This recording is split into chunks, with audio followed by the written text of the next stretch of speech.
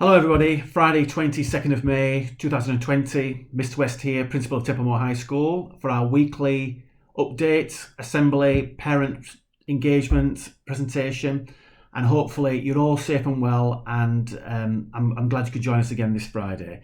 I'm going to talk about two main things today. I'm going to keep it quite brief and I'll explain why I'm going to keep it brief. Now, it's half term, okay? We're going to close the school next week. So there'll be no children here at all. There'll be nobody here, and we're closing it so we can all get a break away from the crisis of COVID, from whether we're going to open or close, trade unions, Department of Education, public health, SAGE, all the rest of it. There's an awful lot to contend with at the moment. I think it's good for all of us to get a break from it all, which means that there'll be no expectation for students to complete work.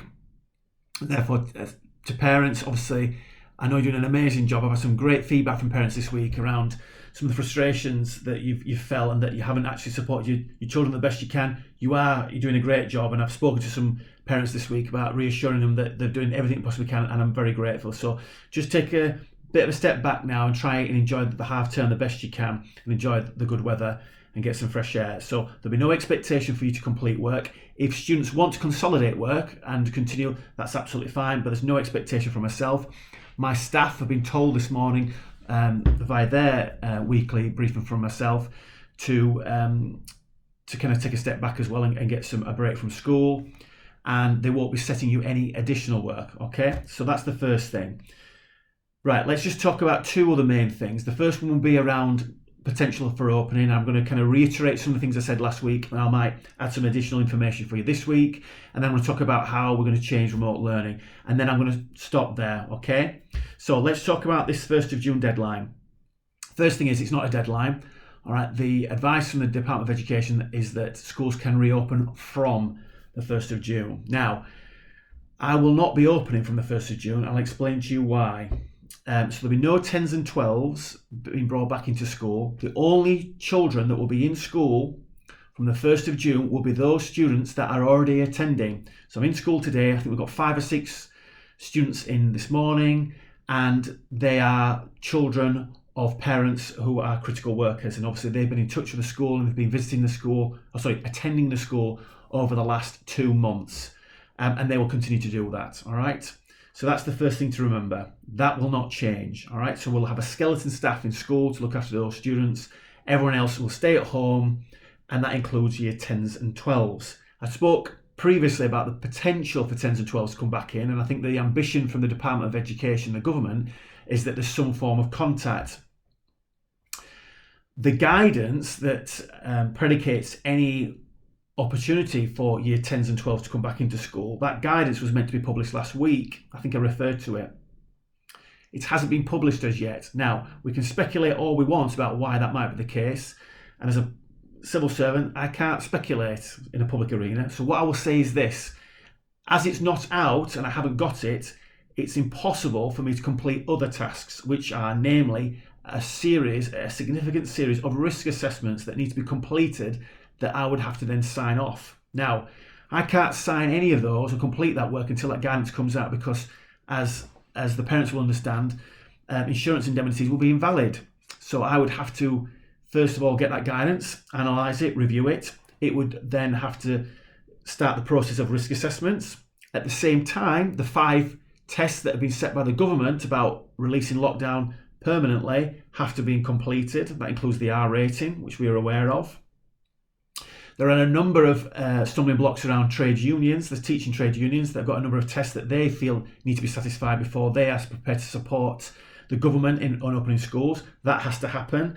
And also the SAGE committee, as I said before, it meets all the time, has to release its up-to-date scientific data on the country, which won't be till the 28th of May.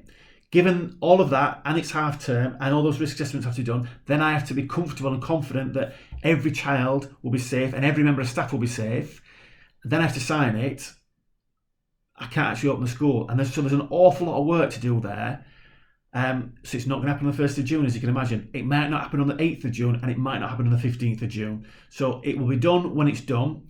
The school will be reopened when it's safe, if the government determines that it should be reopened. So we'll all have to wait and see. I wish I could say something a bit more dramatic than that, but that's how it is.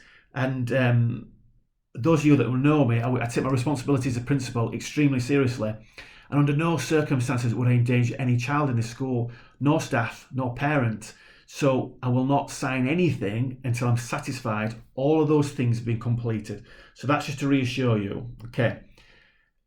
If we get to that point, I've done all that work, I will obviously share with you in detail, because I've tried to be as transparent as possibly can. I'll share with you the work that I've done, and I'll explain to you how the school has changed and how it has been made more safe. But we do have children in currently, we do have staff in, we are socially distanced, we are washing our hands, and we're doing all the kind of things that we've kind of been encouraged to do. So that's the first thing there. Right, let's move on to the next thing. Let's move on quickly to remote learning. Okay, so we need to make some changes to this. So I've taught you for a couple of weeks now about Microsoft Teams, how we can utilize that. So we've trialed it with a group, and what we've found is that we can do it, and it could be really effective. But what it does is it doesn't give us the facility for parents to be involved in that process. And I think currently, that's something we need to do.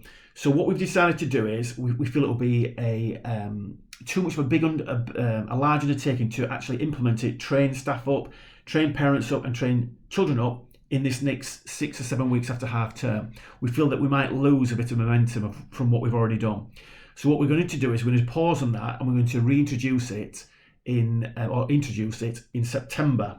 Okay, because this is likely the current way of working, partly in school, if we get to that point, and at home will continue for the foreseeable future. And I don't know the exact dates, but we will plan on at least being able to provide some additional remote learning up until Christmas, shall we say.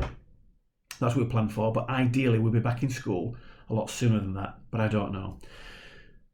So Microsoft Teams will wait, class charts will remain. Now, because we're all kind of more confident with that, more competent with that, and obviously parents can access that and they can check on the feedback that children are receiving.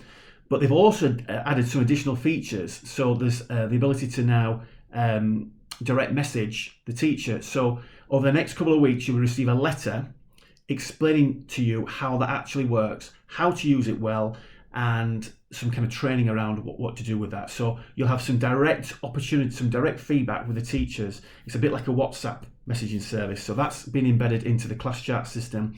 And then also we'll do some training around adding audio clips in terms of audio clip feedback to children's work. So we're doing that now.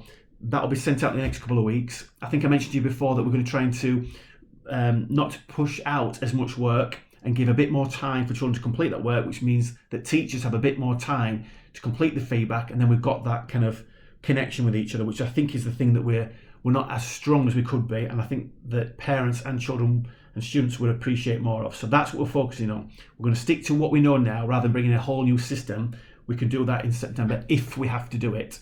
But as I say, in an ideal world, we'll all be back in September and we don't need to do that, and we can just continue using class charts, etc., as we did previously. Okay, so I think that's pretty much it. The last thing I'm going to talk about is, we're talking about form tutors. So I made a commitment for all tutors or a member of staff to contact you at home. We've done all we possibly can to get in touch with everybody, but I know we've missed a couple of people, so I apologise about that.